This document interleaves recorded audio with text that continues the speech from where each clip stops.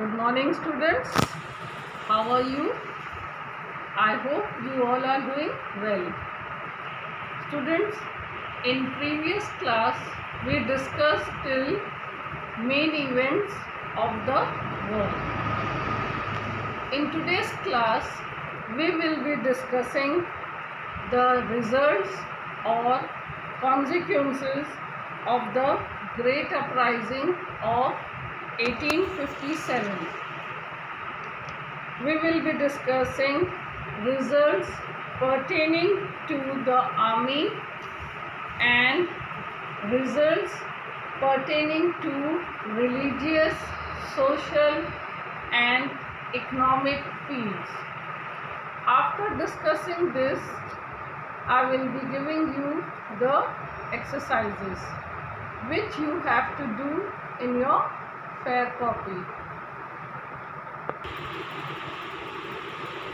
The first topic that we will discuss today is results or consequences of the Great Uprising of 1857. Children, though the uprising of 1857 failed, but its result proved very important. Now, first we will discuss the results pertaining, that is, relating or belonging to constitutional and political field. The first point is the 100 years old company's rule in India came to an end.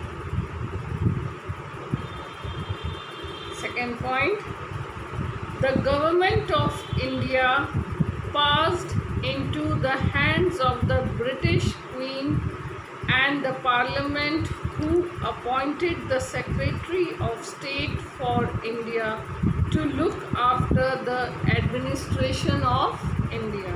Next point, the designation of the Governor General changed. He came to be known as the Viceroy.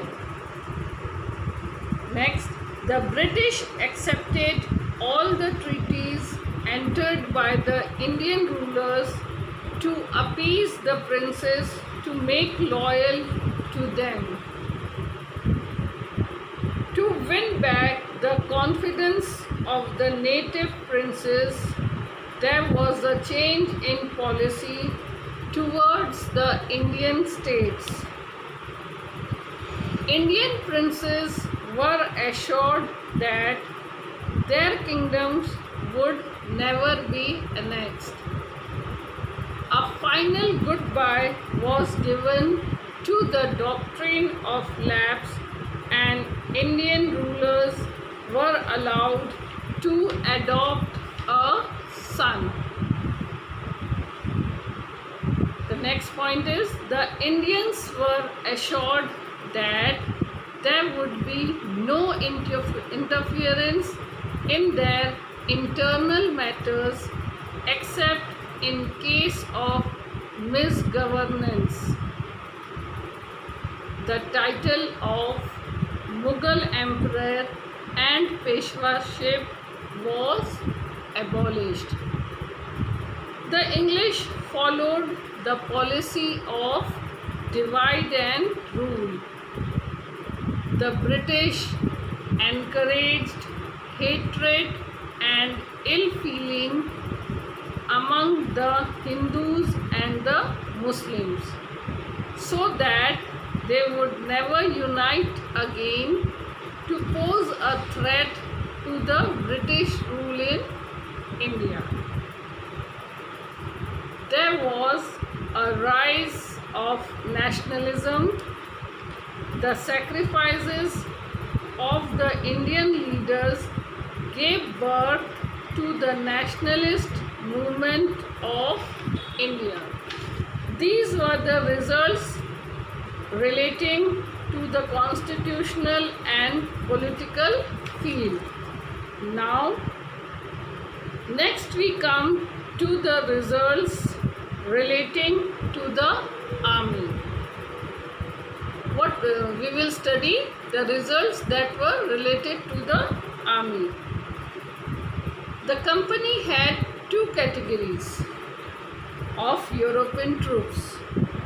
One, that we recruited from among the European settlers in India by the company itself, and the other were recruited directly by the British government in England and sent to serve in India. The new army consisted about 72,000 Europeans and 1,35,000 Indian troops. After the uprising, the Indian soldiers were never placed in charge of ammunition. Means they were never made in charge of ammunition, nor they were allowed to use more sophisticated weapons of war. The soldiers belonging to different castes and practicing different faith were mixed in the same armies, so that unity and nationalism did not develop among them. Now we will be discussing the results pertaining, that is relating to religious, social and economic field.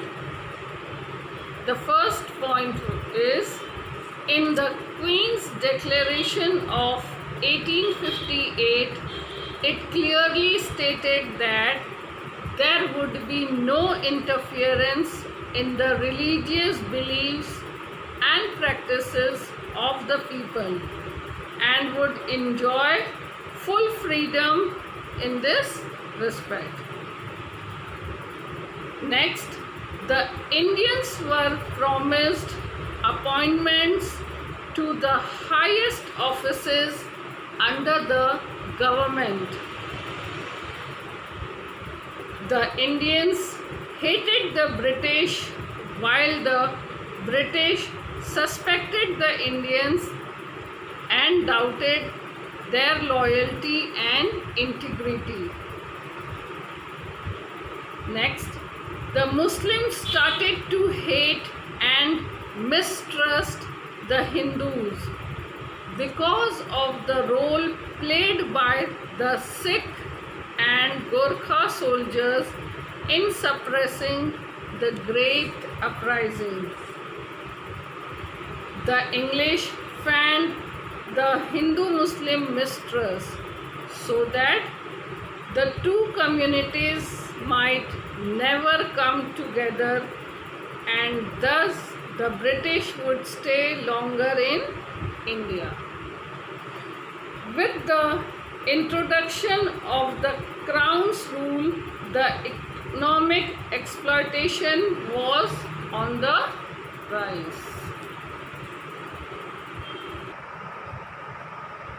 Children, with this we complete our first chapter.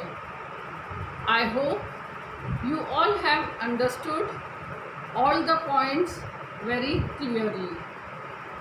Revise all the points and do the exercises in your history copy. Shall meet you in the next class. Thank you.